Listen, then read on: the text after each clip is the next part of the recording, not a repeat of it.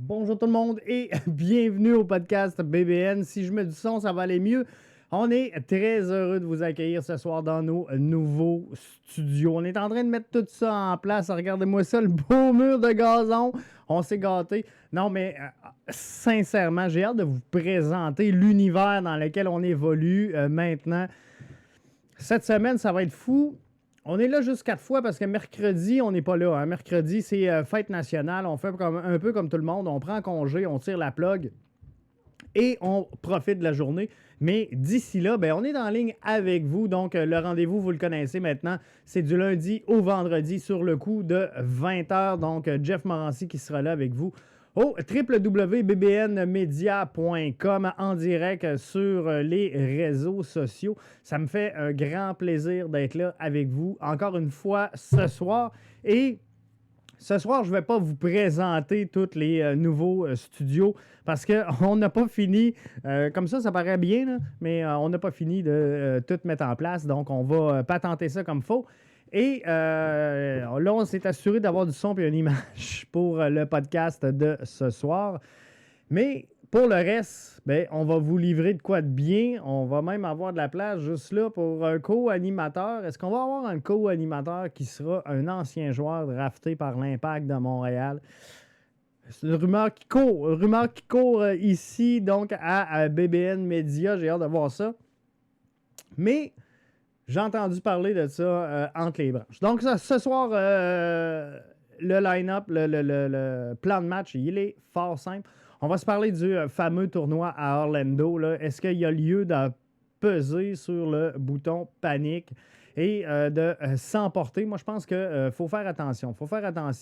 Je pense que la MLS est une organisation crédible. Je pense que la MLS est une organisation qui fait attention à ses joueurs. C'est sûr qu'ils veulent sauver de l'argent. Vous le savez, je vous le dis depuis le début. Don Garber, ça n'en est pas caché, l'a mentionné aux médias. Il entrevoit des pertes de plus d'1 milliard pour cette saison-ci. C'est énormément d'argent. Est-ce que le move est financier? Clairement. Je ne vous ferai pas de cachette, puis je l'ai dit dans les derniers podcasts, puis je le redis ce soir, on ne se mettra pas la tête dans le sable, c'est sûr qu'il y a un objectif pécunier en arrière de tout ça, mais si on veut assurer la pérennité de la MLS, du championnat de la MLS, faut qu'il y ait du foot, comprenez?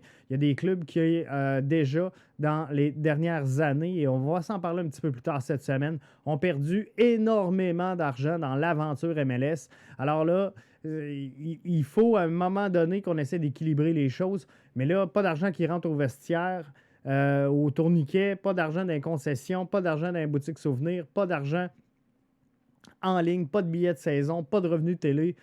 À un moment donné, je pense qu'il faut faire la part des choses également et donner la chance aux coureurs. Donc, c'est sûr. C'est sûr qu'il faut placer quand même la MLSPA sur le dossier au front parce que, bien sûr, il y a tout l'aspect sécurité des joueurs. Moi, je dis depuis le début, est-ce que le tournoi doit avoir lieu? Sincèrement, je pense que oui. Est-ce que Orlando est la bonne destination? Selon moi, elle est la meilleure destination. Et je vous le réexplique tantôt. Au cours des derniers jours, on a vu une explosion des cas de COVID aux alentours de la Floride. Orlando n'est pas épargné. L'État, Orange County, n'est pas épargné. Mais par contre, c'est pas aussi dramatique que ça en a l'air et ce n'est pas directement relié au site où les joueurs iront, donc en déplacement dès le 24 juin prochain. Je vous rappelle que le tournoi débute le 8 juillet, s'échelonnera jusqu'au 11 août à la conclusion où on aura un grand vainqueur. Mais pour ça, faut avoir un terrain d'entente avec les joueurs, on l'a eu, avec l'organisation publique, l'organisation de la santé publique, on l'a eu. Donc, je pense que tout est fait dans les règles de l'art présentement du côté de la MLS. Alors, donnons une chance, s'il vous plaît, aux coureurs et arrêtons d'appuyer sur le piton panique. C'est sûr que c'est bon pour les cotes. On le voit partout. Mais tout ça pour vous dire que la MLS présentement fait un choix responsable. Avez-vous vu le protocole de retour au jeu de la MLS? C'est une bible. On a comme 55 pages juste de protocoles et de mise en place de mesures sanitaires et de qu'est-ce qu'on va faire, de comment on va tester les joueurs, de quand on va le faire. Et je rappelle mon point parce que c'est important, parce que si on panique encore autant, c'est peut-être qu'on ne l'a pas compris. Mon point de vue, il est fort simple. C'est qu'on a des joueurs qui vont arriver sur un site avec des vols nolisés. Jusque-là, on se comprend. Donc, ils partent d'un point A, ils arrivent tous central au point B. Les joueurs sont testés avant d'embarquer, donc seront négatifs. Tous les joueurs qui seront testés négatifs seront dans le vol nolisé. Comprenez-vous? Donc là, on amène tout ce monde-là du côté de Orlando. On les reteste. Ces joueurs-là seront encore négatifs. On les rentre sur le site. Donc, on prend les clubs qui arrivent de partout au Canada et aux États-Unis, des 3 destinations canadiennes, donc Vancouver, Toronto et Montréal. On groupe tout ça aux équipes qui arriveront à destination des États-Unis, et tous les équipes, les joueurs, les coachs, le staff technique, le staff médical, les arbitres, les diffuseurs télé, tous les gens qui vont entrer sur le site seront testés. Les gens qui seront là seront des gens qui ont testé négatif au test de la COVID-19. Donc, les gens qui seront là ne seront pas contaminés. Comprenez-vous? Alors, le virus, là, il ne va pas apparaître.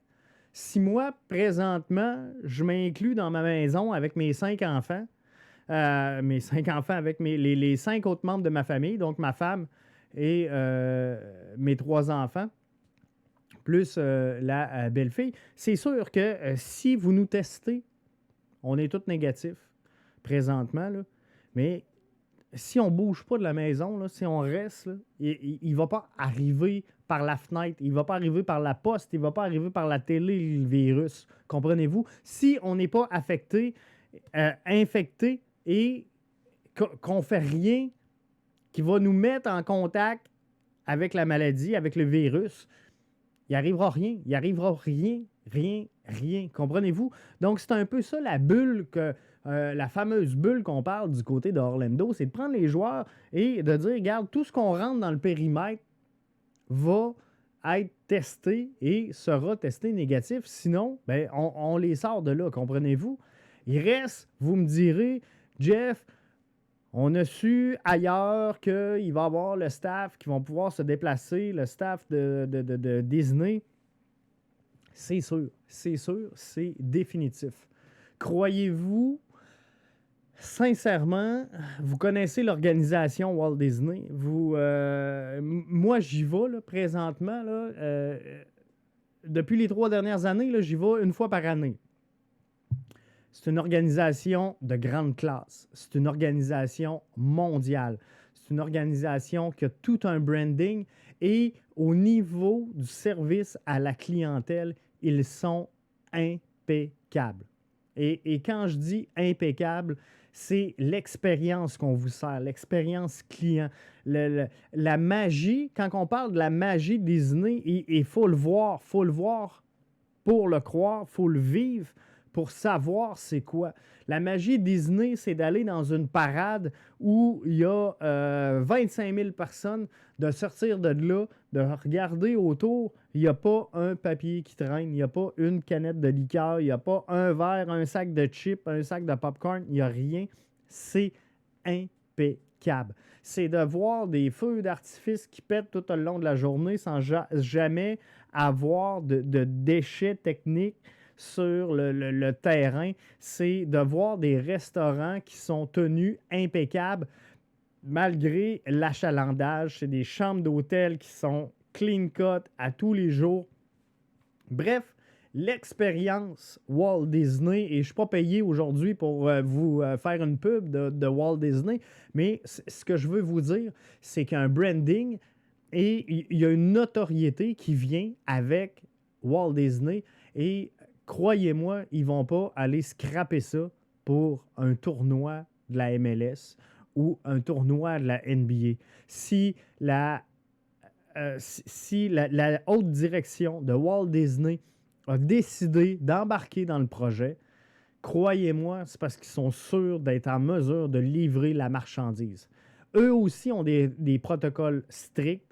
Eux aussi vont travailler d'arrache-pied pour garantir la santé de leur personnel et des gens qui fréquentent leur installation. Comprenez-vous? Et qu'est-ce que Walt Disney aurait à gagner à présenter un tournoi de la MLS si, après, toute son équipe de travail doit être en quarantaine, tout le monde est sur le cul, les joueurs sont tous malades, ça passe en boucle sur les réseaux d'information que tout le monde a été contaminé à Walt Disney, que la MLS est sur le cul, que la NBA sont pas forts non plus, parce que tout le monde a été infecté. C'est quoi le buzz de Walt Disney avec tout ce risque-là de vouloir s'impliquer au sein de la présentation de tout ça? Et là, venez pas me dire que c'est le prix des chambres d'hôtel. Forget it. Hein? On s'entend, entre vous et moi, Walt Disney a les moyens de se passer du tournoi de la MLS. Je vous le garantis. Donc, moi, ce que je vous dis, c'est faisons confiance aux gens qui sont en place. Faisons confiance aux gens qui présentent l'événement, qui sont là et qui cheminent jour après jour pour essayer d'offrir un tournoi qui va faire du sens, qui va être intéressant, qui va être différent parce qu'on ne se fera pas de cachette, là. Il y aura au sein de ce tournoi-là, il y aura bien sûr un enjeu. On le sait, les 3 premiers matchs comptent au classement. Il y aura un gagnant. Il y aura une finale le 11 août prochain avec un champion en titre. Il y aura une place à gagner au sein de la CONCACAF, de la Ligue des champions CONCACAF. Il y aura 1 million également, un petit peu plus d'1 million à gagner pour principalement des œuvres. Bref, le tournoi, il fait du sens pour relancer l'expérience MLS, pour garder les gens en haleine et en attraction avec le sport. La MLS sera un des premiers circuits de sport professionnel à reprendre l'action et ça, c'est important. C'est important de les voir comme tels, de les voir comme des leaders, mais c'est important aussi de ne pas croire qu'ils vont aller faire n'importe quoi et qui vont jeter comme ça dans la gueule du loup sans savoir ce qui va advenir finalement de tout ça. Sans plus tarder, on va aller à la question Twitter du jour.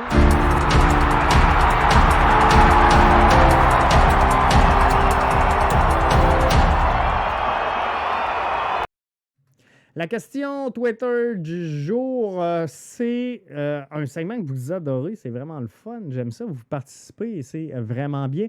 Question Twitter du jour, si la situation continue de se détériorer du côté de Orlando, la MLS devrait reporter le tournoi, changer de site ou annuler tout simplement le tournoi. À 76%, vous me répondez qu'il faudrait changer de site. 6% le reporter et à l'ordre de 18%, vous me dites, Jeff, il faudrait annuler le tournoi, ça fait pas de sens. Donc, on va analyser les détails de tout ça. La MLS, depuis le début de la crise, depuis le début de la pandémie actuelle, travaille d'arrache-pied pour essayer de présenter un calendrier complet de la présente saison. Et ça, on le sait, ils l'ont affiché, ils l'ont dit clairement. On veut avoir une saison quitte à finir en janvier-février. Donc, de reporter la date, reporter le tournoi à plus loin, D'après moi, c'est quelque chose qui va être très, très, très difficile. C'est quelque chose qui sera vraiment pas facile parce que présentement, avec les réalités qu'on a, on sait qu'on va extensionner la saison jusqu'en janvier, février. On sait que la saison débute à peu près là, février-mars. Donc, si on ne veut pas mettre en péril le début de la prochaine saison, on n'a pas trop de jeux, comprenez-vous, pour jouer dans le temps. Et l'objectif, c'est de tenir le tournoi de la MLS du côté de Orlando pour ensuite revenir dans chacun des marchés de la MLS qui composent le championnat de la MLS pour jouer les matchs locaux. Et tranquillement, pas vite, on se dirige vers là. On dira ce qu'on veut, là, mais la crise, là, elle commence à très bien gérer. Et on n'a pas là, l'apocalypse annoncé de la deuxième vague encore. Il faudra faire attention dans les prochaines semaines parce que c'est sûr que je regarde ici près de nous, là, au Québec, on va avoir les restaurants qui vont ouvrir, on va avoir les salles de cinéma, on va avoir donc les endroits publics, on a les rassemblements de 50 personnes. Bref, ça va commencer à bouger pas mal. Ça va commencer à avoir du monde pas mal. Alors, c'est là qu'on va voir s'il y a une deuxième vague ou non qui va s'instaurer. Mais de reporter tout ça, bien, ça ne sera pas facile parce qu'on est serré énormément dans les dates si on veut terminer la saison actuelle. Changer de site. La MLS, je vous l'ai dit, a produit un cahier de charge, on va l'appeler comme ça, de protocole au retour pour le tournoi MLS. A dû négocier énormément avec ses joueurs, avec l'association des joueurs, donc pour en venir à une entente. Ça n'a pas été facile, souvenez-vous. On voulait entériner la dernière convention. Il y a eu des menaces de lockout. Bref, ça a joué du coude pas mal, mais somme toute, on a réussi à s'entendre. De changer de site, il va falloir repasser par le protocole de mise en place, comprenez-vous? Il va falloir renégocier. Et, tu sais, parlez-moi pas d'un club. Je prends l'exemple d'aller jouer à Vancouver. Ça fait ni queue ni tête. De jouer tous les matchs sur un seul terrain ou à peu près, il y a les séances d'entraînement, ça fait pas de sens. Et d'avoir les joueurs, parce qu'il n'y a pas un terrain qui est capable de t'offrir un lieu fixe, fermé, où tout le monde va manger au même restaurant et tout le monde va fréquenter les mêmes hôtels, comprenez-vous?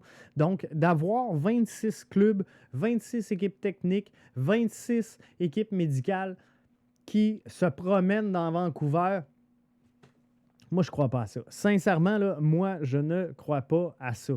Donc, j'aime aussi bien et je crois davantage avoir des clubs dans des bulles fermées comme Orlando, de dire on ne rentre pas du site, on ne sort pas du site.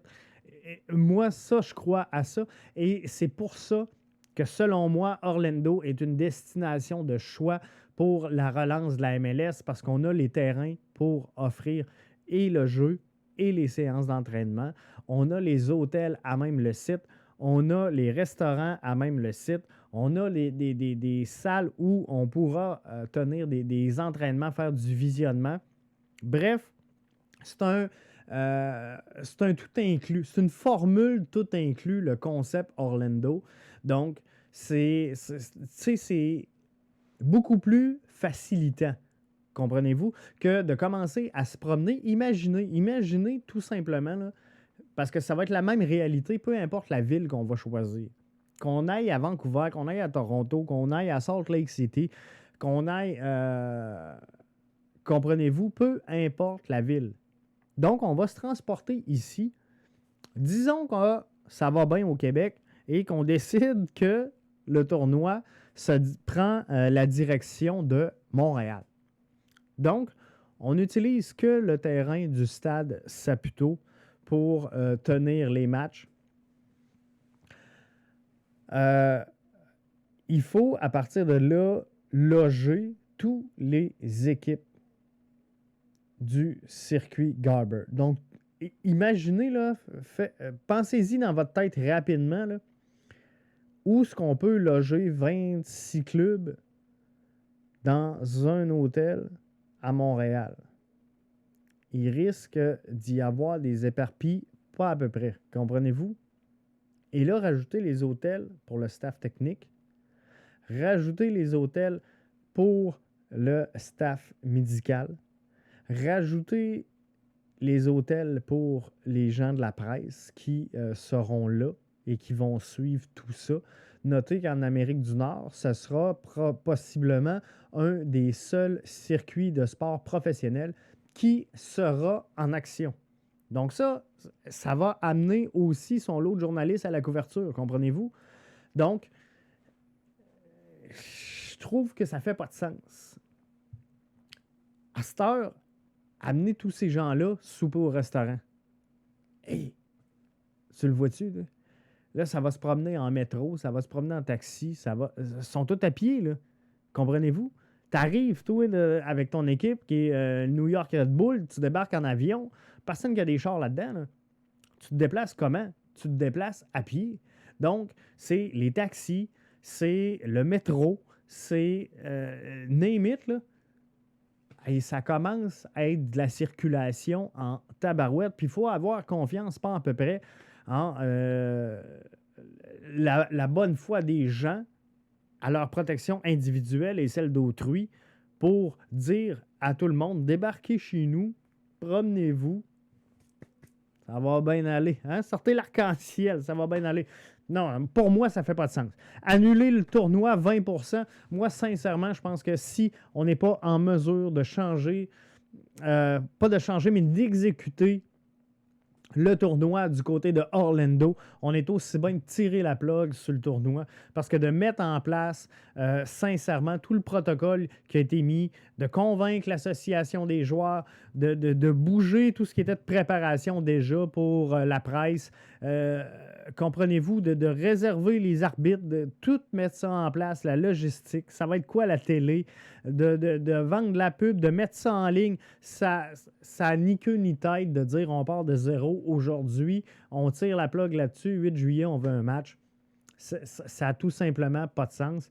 Et comme reporter le tournoi, pour moi, ne fait pas de sens. Donc, de changer de site revient à reporter le tournoi parce que c'est clair que demain matin, si on décide qu'on bouge sur un site autre que celui du ESPN White Sports, c'est sûr, c'est garanti, je vous le dis, on n'est pas capable de présenter un match à partir du 8 juillet prochain et j'en suis convaincu.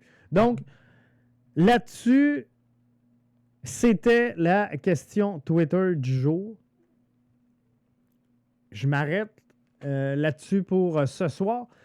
Cette semaine, on a plein de belles choses à vous présenter. On va être là tous les jours de la semaine, du lundi au vendredi, sur le coup de 20h. Je vous rappelle que mercredi, exceptionnellement, on prend relâche parce que c'est fête nationale. Donc, un peu comme tout le monde, on prend congé, on se repose, on recharge les batteries, comme ils disent. Alors ça va faire du bien et ça va être pleinement mérité, croyez-moi. Et cette semaine, on va vous montrer un peu l'envers du décor, avec quoi qu'on travaille, qu'est-ce que j'utilise comme équipement, comme logiciel. Ça va être sympathique, ça va être un podcast BBN en coulisses.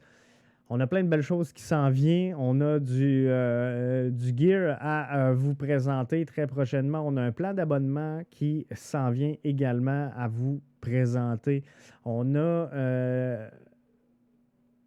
je dévoile pas plus pour le moment. Donc, ça s'en vient. Restez là, bien branchés. Vous êtes avec Jeff dans le podcast BBN au www.bbnmedia.com. Ça me fait grand plaisir d'avoir été là avec vous pour lancer cette belle semaine. Il va y avoir un tournoi. MLS is back. Ça va être du côté d'Orlando. Ça va débuter le 8 juillet prochain pour se terminer le 11 août prochain. L'Impact de Montréal va passer facile au deuxième tour. Donc, ça va être le fun, ça va être intéressant. Vous allez vouloir suivre ça. Vous ne voudrez pas manquer ça. Donc, soyez là, restez avec nous. On va assurer la couverture de la mise en route de tout ça et de tout ce qui va se passer à partir du moment où les joueurs vont débarquer du côté de Orlando au ESPN White Sports. Bye!